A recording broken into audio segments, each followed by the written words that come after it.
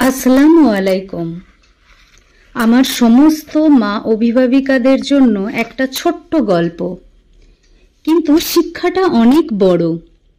নতুন জামাই শ্বশুর বাড়ি গেছে। গ্রামের রীতি অনুযায়ী জামাইকে মূলোর নাস্তা দেওয়া হয়েছে। সাদা সাদা মূলো সুন্দর করে কেটে কুটে একটা সুন্দর প্লেটে সাজিয়ে। প্রথম নাস্তার ধরন দেখে জামাই অবাক এবং বিরক্তও বটে, কিন্তু হলে কি হবে, শ্বশুর গ্রামের নিয়ম, তাই বাধ্য হয়েই মূলোর নাস্তা খেতে হলো জামাইকে।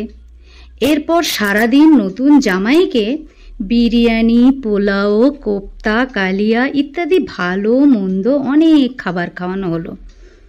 তারপর সন্ধ্যাবেলায় যখন সবাই জামাইকে নিয়ে আড্ডা দিতে বসেছে, তখন আড্ডার মাঝেই হঠাৎ জামাই হেউ করে একটা বড় ঢেকুর তোলে। সবাই চমকে যায়। জামাই তখন জানায়, এটা তোমাদের মূলোর ঢেকুর।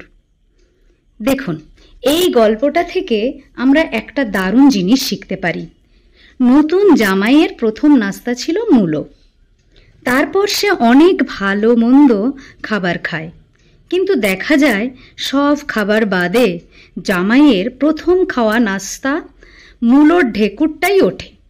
তেমনি আমরা যদি আমাদের সন্তানদেরকে প্রথম থেকে এই 8-10 বছর পর্যন্ত, কমপক্ষে যখন বাচ্চারা বেশিরভাগ আমাদের অর্থাৎ মায়েদের উপর নির্ভরশীল, তখন যদি আমরা সতর্কতার সাথে ভালোবেসে নিজের কাজকর্ম, আচার ব্যবহারের মাধ্যমে তাদের মধ্যে সফটনেস, মরালিটি, কাইন্ডনেস ইত্যাদি ভ্যালুসগুলোর ডেভেলপমেন্ট করি, তাহলে দেখবেন আমাদের বাচ্চাদের অবাধ্য হওয়ার সম্ভাবনা কমে যাচ্ছে। কিংবা সে কখনো সখনো যদি বাইরের প্রভাবে ভুল করে বসে অথবা কিছু সময়ের জন্য ভুল পথে চলেও যায়, মূলোর ঢেকুরের মতো প্রাথমিক সুশিক্ষাগুলো তাকে আবার সঠিক পথে ফিরিয়ে আনতে সহযোগিতা করবে। আমরা যে এই এত কিছু করছি আমাদের সন্তানের জন্যই তো। আর সেই সন্তান যদি মানুষ না হয়, প্রপার ভ্যালুজ নিয়ে যদি বড় না হয়, তাহলে আমাদের পুরোটাই রং ইনভেস্টমেন্ট হয়ে যাবে না? আপনি যদি মনে করেন আপনি একাই 100, তবে শতকের ঘর কখনোই ছুঁতে পারবেন না। আপনি, আমি, আমরা মিলেই একটা সোসাইটি।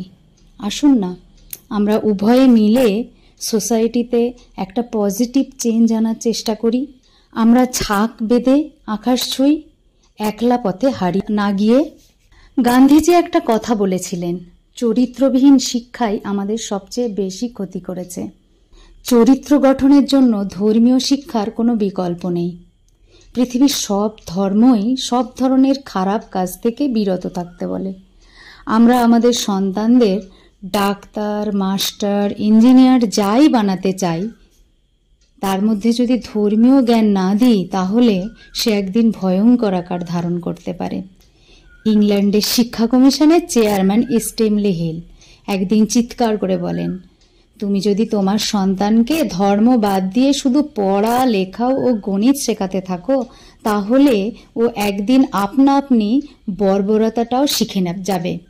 তাই আমরা নিজেদের সাথে সাথে সন্তানদেরকেও ছোট থেকেই ধার্মিক হতে শেখাবো, এবং আমরা আমাদের অবস্থার ও ভাগ্যের পরিবর্তন যদি করতে চাই, তো সমস্ত বাধা, বিঘ্ন ও অজুহাতকে দূরে সরিয়ে প্রচেষ্টা চালাবো।